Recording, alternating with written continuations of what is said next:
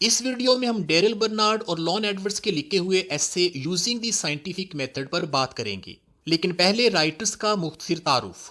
Darrell Bernard New York University کے شعبہ science میں بطور چیئرمین تعینات رہے، اور لان ایڈورڈز نے بھی ڈینبری اسٹیٹ ٹیچرز کالج میں چیئرمین سائنس ڈپارٹمنٹ کے طور پر خدمات سر انجام دیں۔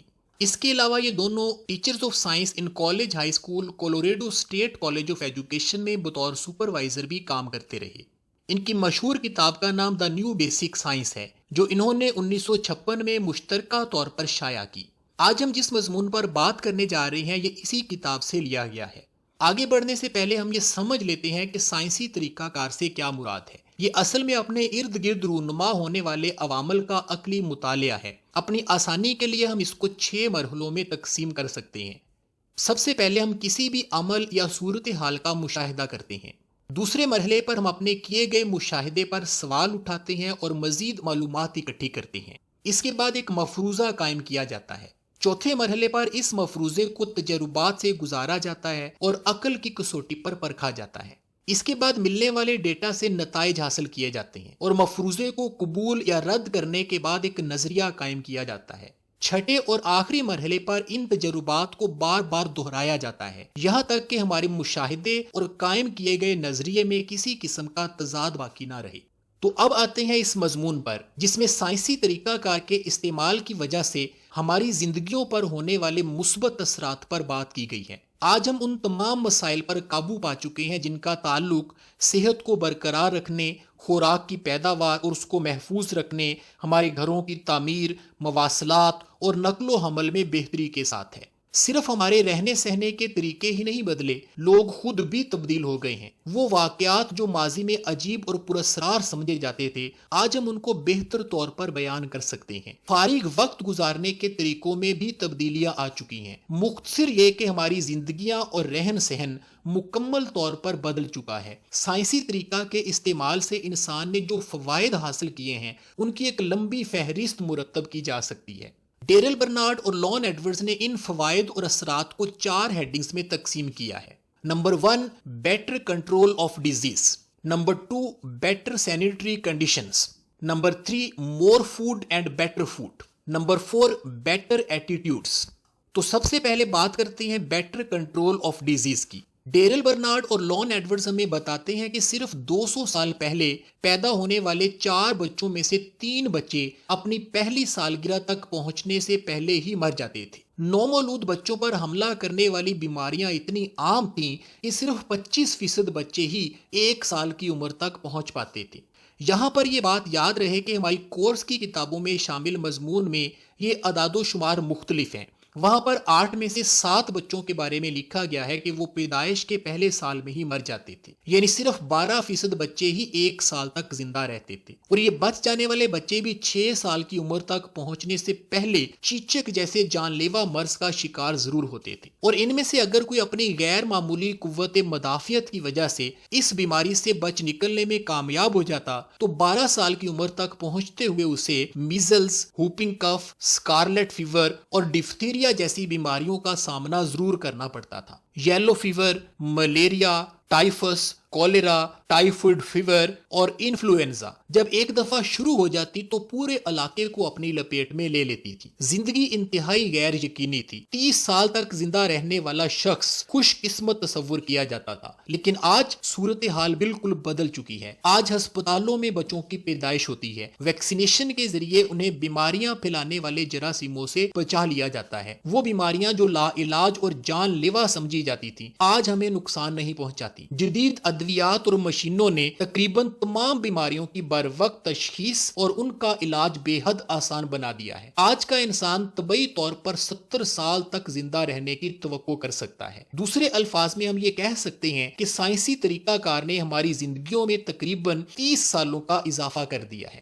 اب آتے ہیں دوسرے پوائنٹ یعنی بیٹر سینیٹری کنڈیشنز پر۔ ڈیرل برنارڈ اور لان ایڈورڈز لکھتے ہیں کہ ہم تصور نہیں کر سکتے کہ صرف 100 سال پہلے ہمارے شہروں میں صفائی کی صورتحال کتنی ناقص تھی۔ ناہموار اور تنگ گلیوں بازاروں میں کوڑا کرکٹ اور فضلہ پھینک دیا جاتا تھا۔ گھروں کے اندر واش رومز نہیں ہوتے تھے۔ کھیتوں اور کھلی جگہوں پر موجود انسانی فضلہ بارش کے پانی سے بہہ کر ان کچے کنووں میں چلا جاتا تھا جہاں سے لوگ پینے کا پانی حاصل کرتے تھے۔ بیماریاں پھیلانے والے جراثیموں سے آلودہ یہ پانی مشکوں اور بالٹیوں کے ذریعے گھروں تک لایا جاتا تھا۔ صاف پانی کی فراہمی کا کوئی نظام نہیں تھا۔ یہ کنویں چونکہ بہت زیادہ فاصلے پر ہوتے تھے لہٰذا ان سے حاصل کیا گیا پانی انتہائی کفایت شعاری کے ساتھ استعمال کیا جاتا تھا۔ جسمانی صفائی اور کپڑے وغیرہ دھونے کے لیے پانی کی نہایت قلیل مقدار دستیاب تھی جس کی وجہ سے بیماریاں عام تھیں۔ لیکن آج ہماری گلیاں اور بازار نہ صرف ہموار ہیں بلکہ صاف پانی کی فراہمی کا بہترین نظام بھی موجود ہے۔ ہر شہر میں صفائی کا باقاعدہ ایک محکمہ قائم کیا گیا ہے جس کا کام علاقے کو صاف رکھنا ہوتا ہے۔ زیر زمین پائپ لائنوں کے ذریعے استعمال شدہ پانی ڈسپوزل پلانٹس تک پہنچا دیا گیا ہے۔ گھروں میں واش رومز اور سینیٹری سسٹمز کی صورت میں ناقابل یقین سہولیات موجود ہیں۔ پھر آپ امریکہ کی ریاست لاس اینجلس کی مثال لے لیں جس کو 544 کلومیٹر دور کولوریڈو ریور سے ایک زیر زمین نہر کے ذریعے کروڑوں لیٹر پانی روزانہ فراہم کیا جاتا ہے۔ یہ شاندار ترقی سائنسی طریقہ کار کے استعمال سے ہی ممکن ہوئی ہے۔ اس کے بعد ڈیرل برنارڈ اور لان ایڈورڈز ہمیں بتاتے ہیں